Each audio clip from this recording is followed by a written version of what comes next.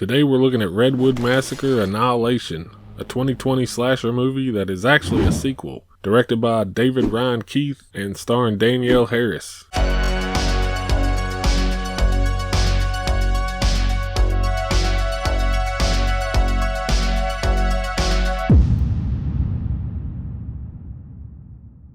The plot goes as follows. A group of people embark into the woods to find a slasher movie antagonist to prove he exists. Four are old friends, all with various links to the killer's past murder sprees, while the fifth is a secret psychopathic fanboy who is luring them into the trip for unknown nefarious reasons. The best thing by far in this movie is without a doubt naturally Danielle Harris. We all know her, we all love her, it's why I gave it a chance in the first place, and they wisely put her up front and managed to find another good actor that had honestly pretty good chemistry with her.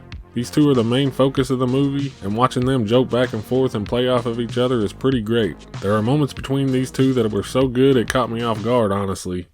I knew I should have brought more guns.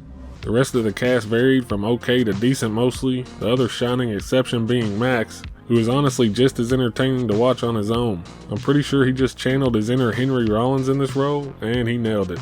The killer in this is simply credited as the Burlap Killer. He's basically part 2 Jason on steroids, and is pretty damn savage. The first scene of the movie is actually just him in a room filled with piles of dead bodies, and he's just hacking people up, and it was pretty amusing. The actor portraying him, Benjamin Selway, did a pretty good job. He's just a giant imposing dude who breathes heavy and twitches, and sometimes in a slasher movie that's all you need. But he isn't the only threat around in the movie. This guy Max is immediately established as a psycho himself, and we spend most of the movie wondering what the fuck he's actually up to and what he's gonna do.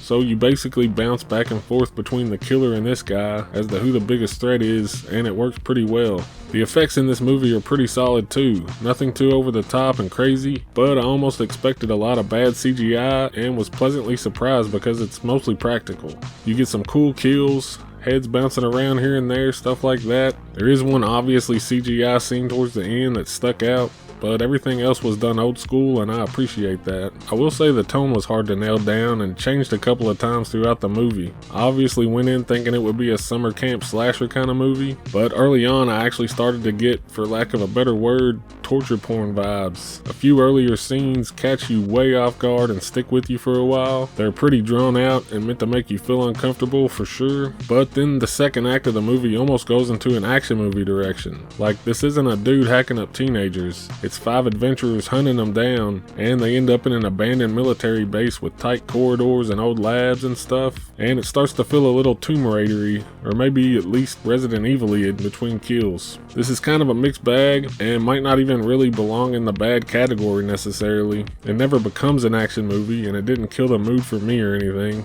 It just wasn't what I expected, and it is weird and could be a negative for some people. At its worst times, the movie veers into moments that are so weird and questionably executed, it pulls you out of it from time to time. Those moments do kind of hurt the flow and remind you you're watching a low-budget indie movie. Overall, this movie wasn't bad at all. It was pretty well put together for an indie movie, and actually had 2 or 3 scenes that were well worth the watch. There are a few really odd choices, and there are a lot of little things in the movie you could pick apart if you were looking to do that. But if you can suspend your disbelief and just want a fun movie, you will probably enjoy this. I honestly don't know how I feel about the ending.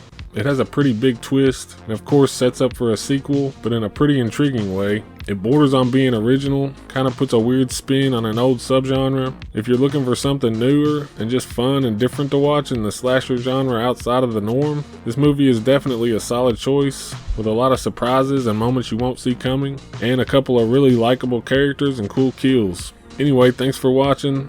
Like, subscribe, all that stuff, and until next time.